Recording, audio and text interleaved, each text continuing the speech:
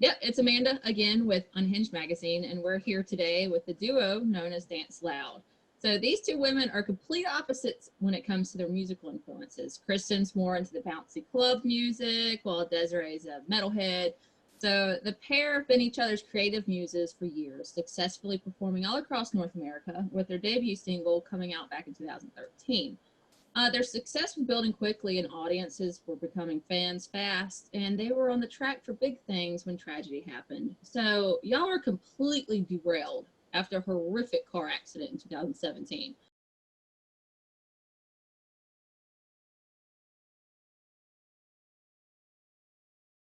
A tractor trailer rear-ended y'all. Not only did it nearly cost Kristen her life, but it destroyed a lot of your gear, including a bunch of unreleased songs that you were working on.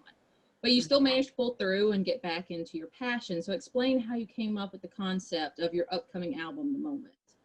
Well, we were just talking last night about that exact moment in time when we were in the hospital when we decided to just, should we just go balls out or what? And just go full blown, more than full time, because we've had a collection of part-time things that we've done for, I don't know, over 10 years, and music was always a portion, not the whole thing. And then we were sitting in the hospital bed, and we were listening to this new mix and this duo as well, and it inspired us because we felt like, I don't know, it just gave us confidence. um, you know it's like you work all hard, these doctors, that is not me. I was sitting lying like a princess in the bed, getting taken care of, and all these doctors, people like a team, they all wake up at 5 a.m. and bother me and check up on me, and there's all this data, all this work, just for what? For your life to live, and then you do what? You just breathe air. I felt like I should do something after all these people around me and how much they truly cared. It's Mm-hmm. so weird. It's just, you don't get that until you get rear-ended, I guess. Yeah. How valuable your life is, like we just sat and made that choice. I mean, Desiree's choice on this was, it was evolved more from the backstory before the accident of why we were even traveling to Arizona in the first place. I'll let you take over. I yap too much. Here you go. Oh, no, you're fine. Show your bartending backstory of how we even got on the bus. Yeah, it was just, we were trying to make like a quick amount of money to buy a place, to get a rehab in and to get some rental income. And So so that we we could take out bartending. More yeah, like so we he. found this job that was like rehabbing hotel bathrooms, and we were on their way there, and we are going to make like a quick 20, 30 grand in like a month. And we're like, let's do it. Take a break and then go back again and then just save up 200 G's in 2 years or so, whatever it costs to buy like like a rehab ready. Yeah.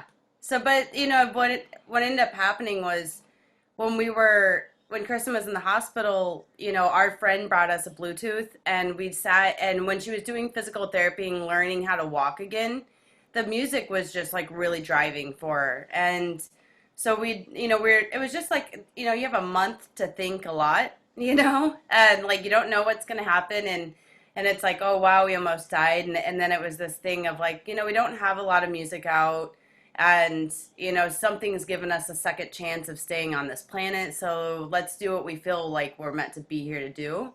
And so that's where it was like we kind of made the conscious decision of like, all right, we're going to go full out with an album. And then I was like, you know what, I don't like to even sing. I like get really nervous, and was insecure about it, She but I was doesn't like, sing in the shower. She doesn't sing at all. Nothing.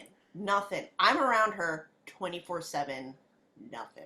But the backstory, but why we got on the bus in a short run was like, if you can imagine working in the service industry since the beginning of your life, 17 years old, and you're so frustrated, and you've tried to get out of it a million times. You've learned website design, and then it just doesn't even pay anymore because there's too many of them. And then now you've learned construction, and you worked with construction companies, and then you're too tired of the sexism. Then you've worked at every single bar that you thought would be good, and then it turns out not so good, and then you keep switching bars every year, and then you just get on a bus to rehab bathrooms, and then you come out with a dark album yeah. because you just can't figure out life. So y'all aren't just a musical duo, you're an actual couple too. So how did y'all meet? Was it before you realized you were creatively compatible, or after that your relationship blossomed? Oh man, that was the first thing that blossomed, was the relationship. For sure. Mm. It was like the typical story, I guess. It was full blown effect day one. We met at the you know how a lot of the girl scenes in different cities, there's always like one really active night. It was the one night going on at the time, and Desiree just moved to the city. She was what they call fresh meat. Oh yeah. So all eyes, the whole scene on her. I'm like an oldie but a goodie still in the scene, you know. But Desiree, fresh from Jerseyville, Illinois, Mm. just Mhm. I don't know. I was trying to do a mating call because she was the fresh meat. I Was it was like, out of a relationship. can I hear the mating call? Uh, Oh, it's a visual. Oh, It's okay, not yeah. a call technically, but it's me in my head usually just trying to spin. You know, do a little dance. And yeah, she would break dance. I was mesmerized. It worked. Totally. it totally worked. She made an animation on it and everything.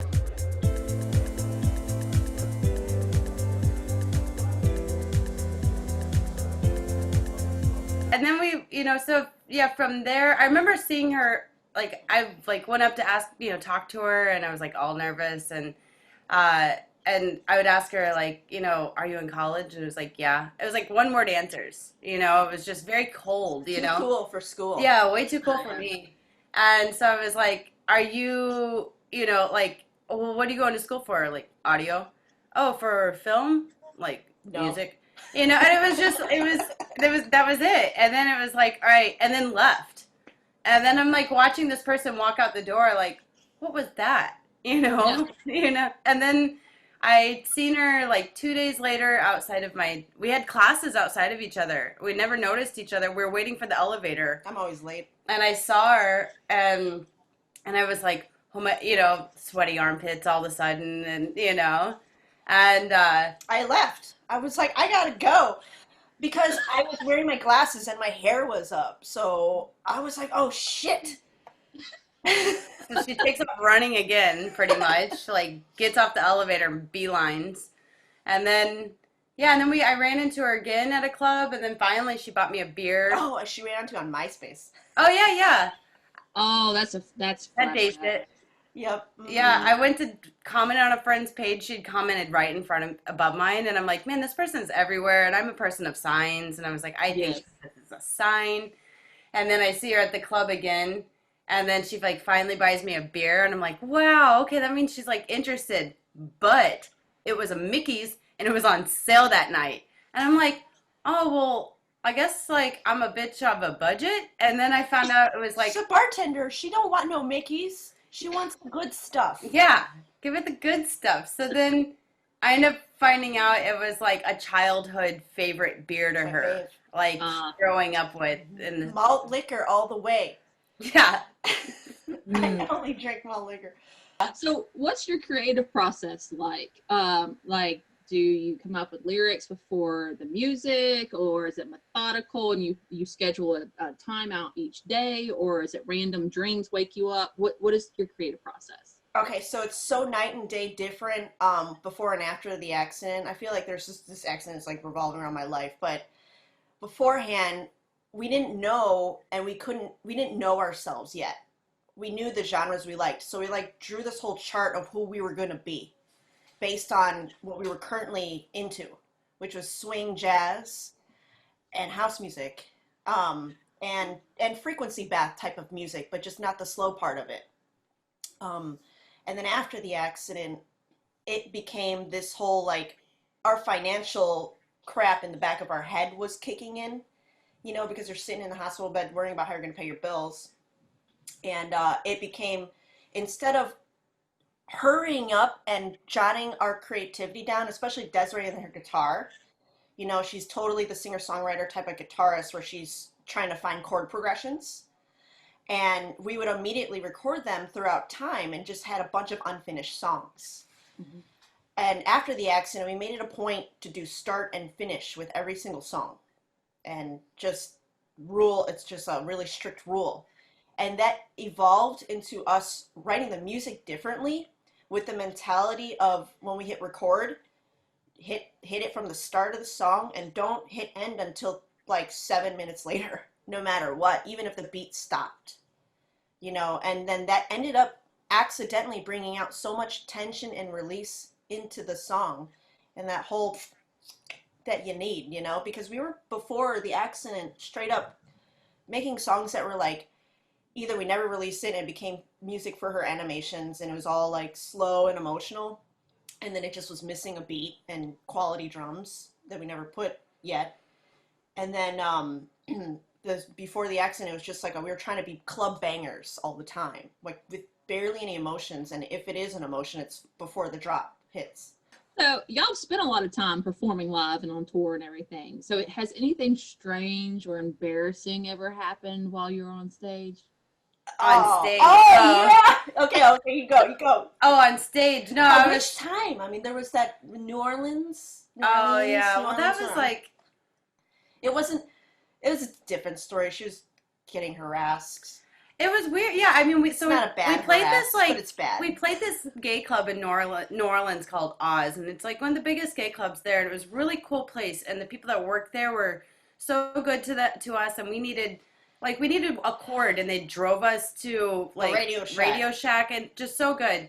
So we're performing, and it was like kind of a long set that night, and I remember I like got off stage and like this girl like brings me a beer and I was like, oh, this is great. I'm like pouring in sweat, and like hydrate with beer. Let's do it.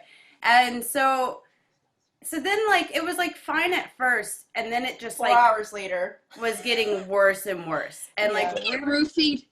Like no, it was just like really aggressive. Very aggressive. Like very like I've never even met anyone be this aggressive. And so this girl took verbally, the cake. Verbally. Very verbal, like not physical, so it compensates in verbal. Yeah, I mean, it was like she was like kind of like a car salesman selling her body to us, and we're like, no, we're leaving tonight. And she's like, no, you guys can't leave. You can't drive to like Texas tonight. And I was like, no, but we are. And she's like, no, you could just like come and like sleep at my house. And it was I felt so uncomfortable. Like I ended up getting like hammered that night because it was like uncomfortable drinking, and not with the Coronas. No. I would go like run behind my drum kit and just keep playing it because I didn't want to go out in the crowd. And then she took all of our lighters that we were giving out for free. All of our free merch was just like gone. Like I hope she like gave it to others. I'm sure, but yeah. So that was fine. Like there was the funny story where Monica. Oh, yeah, she was great. But, yeah, we named her, we used her same name, but she's a very awesome person. It's just that it just fit the name of the toilet really well because of her.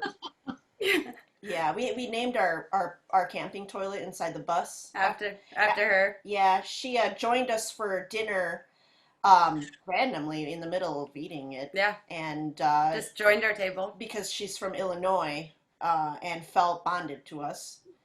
And then she had this whole story of how Pooh got on her. And I don't know. Yeah, so somehow Bonnaroo gets brought up because we played the artist lounge there. And she goes, oh, I love Bonnaroo. I've been to Bonnaroo before. And then she's like, I ate like a bunch of Molly and did a bunch of drugs. And then I had to go use the porta potty, and then I got poo on me. So and my friend, so she's like, I stripped down naked.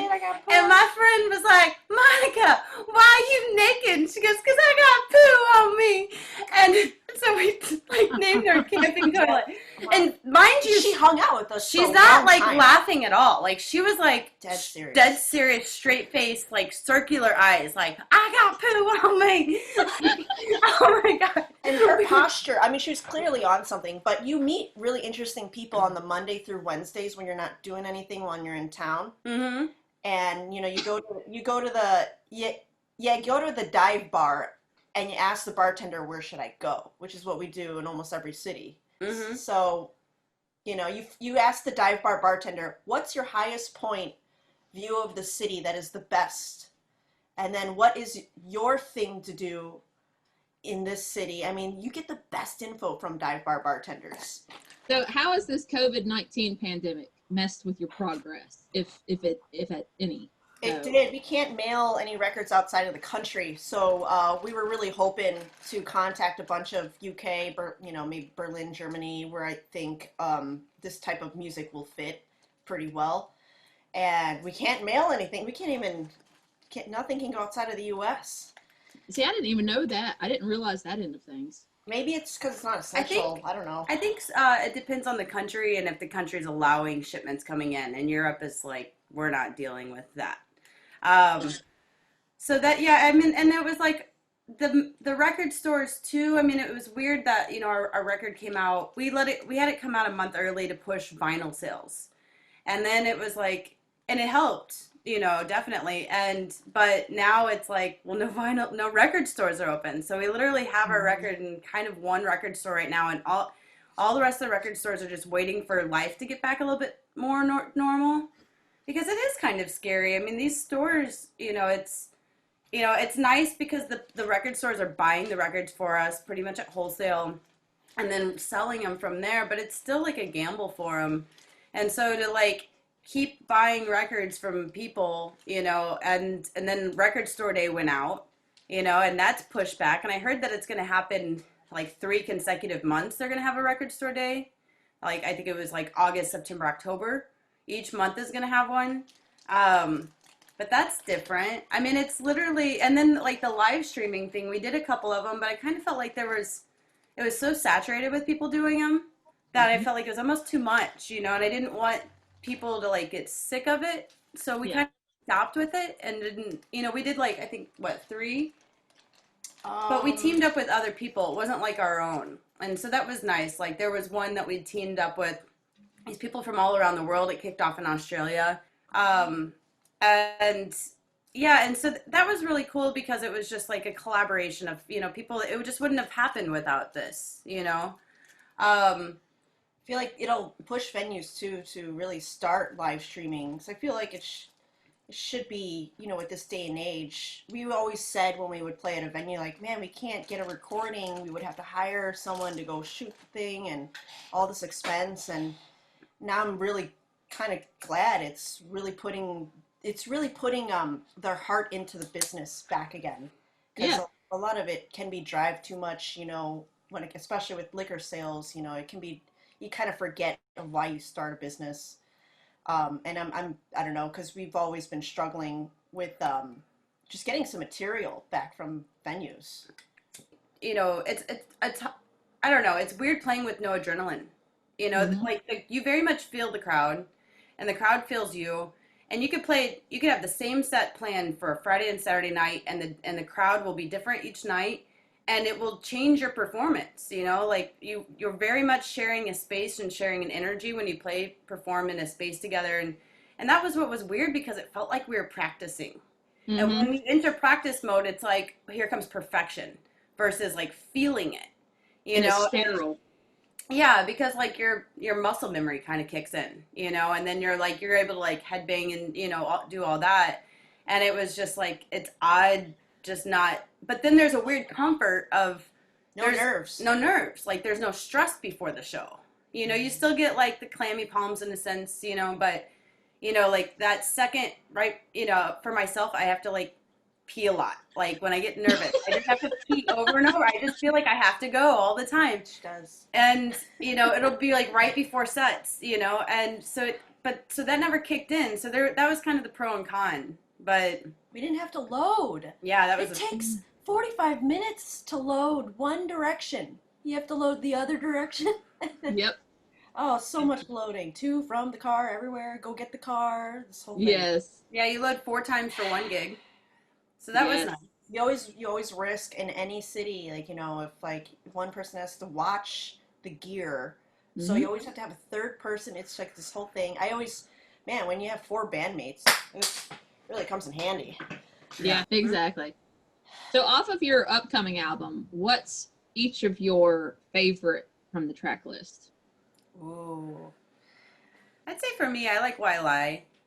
It was, it just came out this past Friday on the 15th. Why lie? Tell me the truth, I can take it. And it's like the ballad of the album, but I feel, that song, I had been working on that on the guitar, since I was like 19 years old, and I just kept trying, and it kind of wrote itself, and Kristen, is more of the, like, I will sing it, but she'll like mostly write the vocals, write the lyrics, and then I kind of make it fit, and it's definitely a joint kind of process. And that one, I'm taking her idea and I'm putting it into words, and the melody or the body of like how I always think about Eminem when I write lyrics. I'm like, how would you rap this? Like he uses a lot of the I don't know the technical term for it, but when the first letter of every single word is the same letter, Alliteration, yeah. Boom.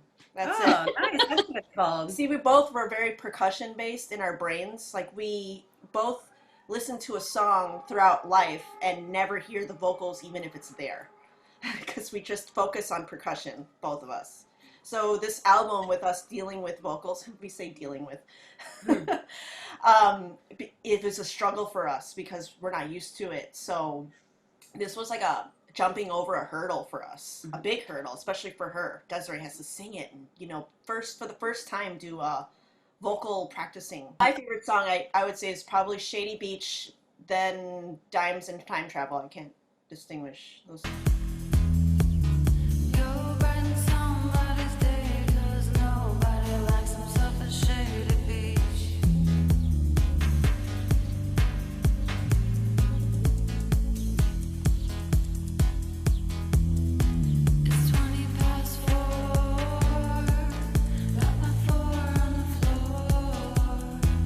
Do you have a strange or useless talent?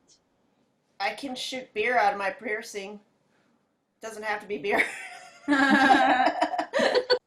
that's perfect. What else? Useless talent. What's so good? Your bar tricks. Your arm. Oh yeah, I'm double jointed. Double jointed. I get Oh gosh, what was that? In a complete circle. Like, I'll show Lord. you if you can. I don't know if we'll be able to see it. So it's like it It's can kinda- spin all the way around, Ah, and they can both. that is so not right. That is so not right. When she cleans up a table, she would use She it. just like goes around. Yeah, she goes like an exclamation around glasses. Yeah, I was like, That would be considered useful. It could help with her drumming. I don't know, like. So let us know what's coming up. Any new music, videos, touring? What is the future looking like for Dance Loud? Okay, well, we did want to bring back support to the record stores. It's really hard to run a record store and keep your fire pumped with that too. And we wanted to combine fuel and do performances inside stores and try to get a vinyl out there and perform at the same time to give that emotional, change inside stores. Yeah, so we felt that the rest of the album and the next single comes out Friday, June 5th. And with that, so only like I think 2 of our shows that were planned for record stores are now TBA, but the rest of them for the summer are still going. And we'd felt like record stores were the one place, and people like you that try to help artists and don't try to take and here, give me money if you want my service or, stuff like that. A genuine love for music Mhm. vibe. Absolutely. So we opted into let's play for free at record stores. And so it's free for the audience and then free for the record store owner. It drives sales for them. and us. I mean, the records will be there, Mhm. and it'll be obviously limited space. Thanks again. Y'all Thank have a you. great day. You And, too. all Nice right. talking to you.